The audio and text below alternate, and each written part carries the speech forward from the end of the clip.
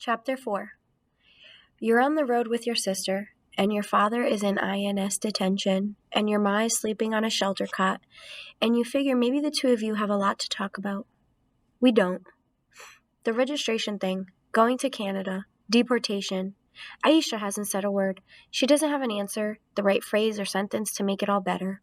Most of the time, she drives in angry silence. She won't even let me turn on the radio. I know things about my family that no one else does, like about Aisha. I know how hard she works at who she is.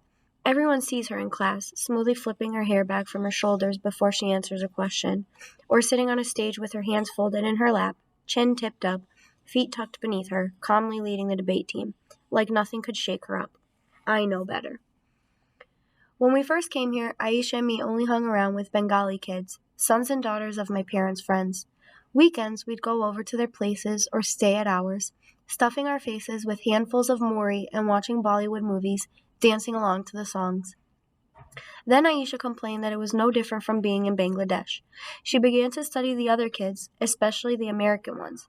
She figured out how they walked, what slang they used. Sometimes she'd stand in front of the mirror practicing phrases like my mom or awesome. The next day, she'd come back from school turning the phrase a little differently, shrugging her shoulders in that way that American kids do to show nothing has ruffled them. In 6th grade, she figured out which clique of girls she wanted to join. She studied what they wore, their flare-leg pants, their macrame bracelets, and she begged Ma to take her shopping to buy exactly the same things. At first, Ma was hurt. Then she figured Aisha's changes might be a good thing if she was going to really make it here. Aisha can't go to sleep at night unless she lays out the next day's clothes on a chair, her top, her pants, her matching underwear. Then she stacks her notebooks with the spines lined up and zips up her pens and pencils into a plastic bag. After she's crawled under the covers, she keeps talking in the dark, rehearsing who she wants to be the next day. I embarrass my sister. She won't even go near my side of the room, where t-shirts and jeans lie crumpled at the foot of my bed along with the little things I collect. My boxes of maps, worn and creased. My bags of sugar babies and sweet tarts and licorice scattered and stowed in the drawers. I take after Abba's side of the family, and I'm what they call an average kid, pulling in 85s in just about everything. Sometimes the teachers forget me. I sit in the back, and if I'm ever called on, my mind turns murky and slow. You go at your own pace, Ma likes to say. Yeah, like a turtle without legs, Aisha cracks. Shut up, I cry. Aisha thinks that because she's always zooming ahead, she can boss me around. But she doesn't know everything. She misses stuff, like how sad Ma was when we first came here. Ma would save extra money left over from the food shopping and ask me to buy a phone card so she could call her mother when no one else was home in the apartment. Her face brightened the instant she heard the click on the other end. I know how afraid she was in the beginning to go outside. She made Abba install an extra lock on the door and spent hours gazing through the window grates. I know she secretly talked about going back, especially in the winter when the sky turned dark and the cold sliced her ankles and blew up the sleeves of her coat. Once I came home to find the door ajar, eggplant burning in the pan. I ran outside until I found her in the playground, slumped on a bench and crying into a dish towel. I want you to pause the video here and answer the questions at the top of page 101 about what Aisha does to fit in America.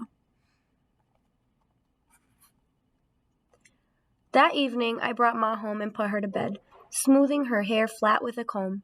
She stayed in bed for days after. It was only when Abba bought a TV and got cable that her spirits began to lift. She especially loved to watch the cooking shows.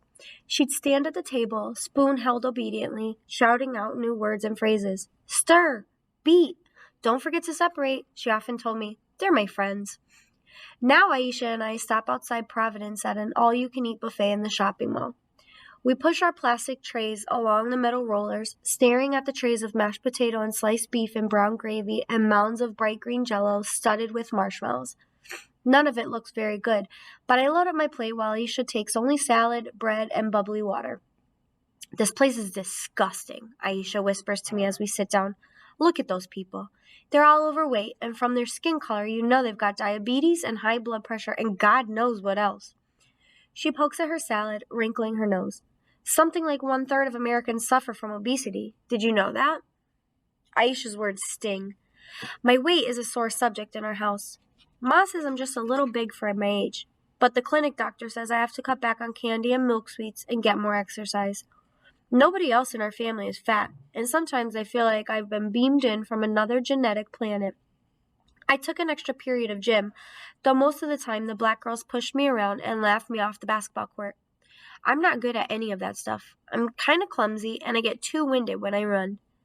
Aisha always looks at me as if there's something lazy in me that makes me eat all that bad food. As if I let the bad parts of America get into my bloodstream like some high cholesterol poison, fattening me until I'm stupid. You know, she says, now that I'm in charge of you, I think it's time you went on a diet. If we're going to move to Canada, it's a good time to make a fresh start. Who says you're in charge? I jab some french fries in my mouth. They're soft and greasy and leave a gassy bubble under my ribs. Aisha's eyes narrow. I'm older. So? I'm the one who can drive. You're not supposed to, I tell her. Uncle says girls aren't allowed. She throws back her head and laughs. Oh, Nadira, don't be stupid.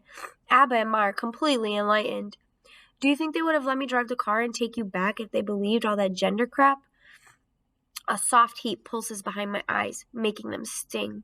I hate it when Aisha uses words like gender and enlightened. She and Taslima talk a lot like that. They'll huddle in a corner at family gatherings and shoot out their quick, scornful sounds, cutting up everything, as if they know better. They don't do it so much in front of the grown-ups because even though she talks big, Aisha's also respectful of elders. That's the way we were raised.